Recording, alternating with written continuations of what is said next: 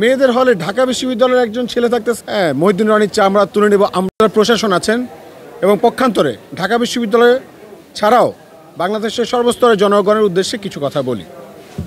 আপনারা হয়তো জানেন, গতকালকে ঢাকা বিশ্ববিদ্যালয়ের ডাকসু, কেন্দ্রীয় ডাকসুতে আমি কিন্তু এজিএস প্রার্থিতা করছি এবং প্রচারণার সময় আমরা দেখতে পেলাম কার্জন হলে একটা ছেলে, সে হচ্ছে লিফলেট বিতরণ করছে।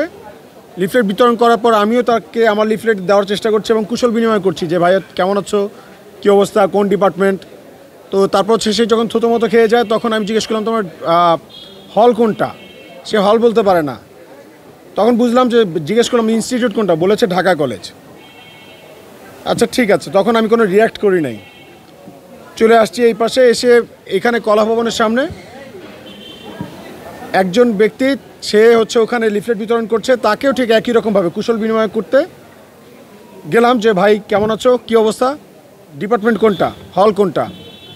তো হল জিজ্ঞেস করাতে সে যখন বলল আমার হল রোকেয়া হল, আমি অবাক হয়ে গেলাম। কি ব্যাপার, রোকেয়া হল মানে? রোকেয়া হল তো মেয়েদের হল। মেয়েদের হলে ঢাকা বিশ্ববিদ্যালয়ের একজন ছেলে থাকতেছে, সে পলিটিক্যাল সায়েন্সে পড়ে। এটা তো ভয়ঙ্কর ব্যাপার, এটা কিভাবে সম্ভব? মানে আমি ব্যাপারটা হচ্ছে, যদিও মানে এতটা একটা মানে বিদ্রুপের জায়গা তৈরি হয়েছে, কৌতুকের মানে এত হাসি, আমার বুক ফেটে হাসি বেরোচ্ছিল। তো হাস্যরসাত্মকভাবে ব্যাপারটা হচ্ছে আমি ডিল করি এবং তাকে জিজ্ঞেস করি যে তোমার ক্যাম্পাস কোনটা অরিজিনাল। সে বলেছে ঢাকা কলেজ।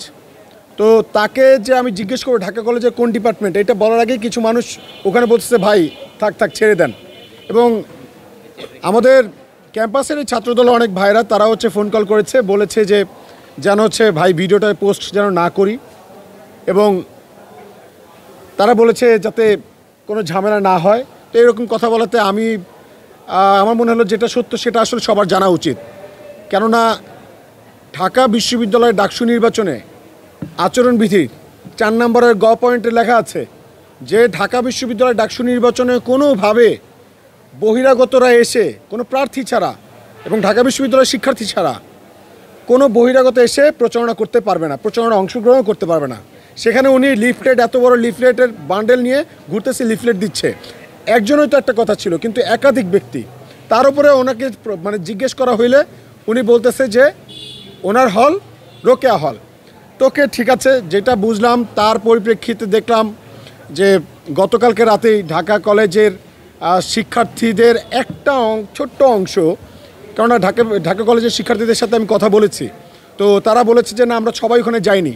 তো ঢাকা কলেজের কিছু একটা মানে অংশ তারা হচ্ছে ওখানে হলে হলে খবর দে, মহিউদ্দিন রানীর খবর দে, হ্যাঁ মহিউদ্দিন রানীর চা আমরা তুলে নেব, আমরা এরকম স্লোগান দিয়ে তারা দেখলাম যে তারা মব করছে। ওকে, ওয়েল, বাংলাদেশের প্রত্যেকটা মানুষের মতাধিকার প্রকাশের স্বাধীনতা আছে, আমরা স্বাধীনতায় বিশ্বাসী। কিন্তু অদ্ভুত লেগেছে এটাই যে প্রথমত বহিরাগত কোনো ব্যক্তি এসে সে লিফলেট বিলি করবে, কিন্তু তাকে জিজ্ঞেস করা যাবে না আপনার ক্যাম্পাস কোনটা বা আপনার ডিপার্টমেন্ট কোনটা, আপনার হল কোনটা। এটা আমার অপরাধ, আমি জিজ্ঞেস করেছি। তারপরে কথা হচ্ছে সে ব্যক্তি পরিচয় দিয়েছে সে রোকেয়া হলে থাকে, এটা তো সাফ। এটা কি তাকে জিজ্ঞেস করা যাবে না সে কোন হলে থাকে? রোকেয়া হলে থাকে বলতেছে, রোকেয়া হলে থাকে আমাদের বোনেরা, রোকেয়া হল আমাদের বোনেদের হল। এটা যদি একজন হইতো তাহলে একটা কথা ছিল, একাধিক ব্যক্তি এরকম কাজ করছে। তো আমরা তো নিরাপদ ক্যাম্পাস চাই, নিরাপদ ক্যাম্পাসের হচ্ছে কথা বলছি।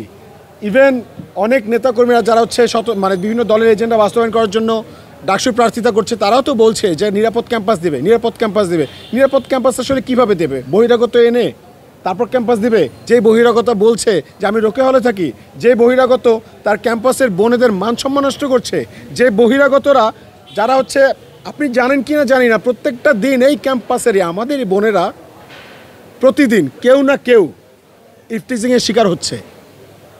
এই কথাগুলো তো আমরা দীর্ঘদিন যাবৎ বলে আসতেছি।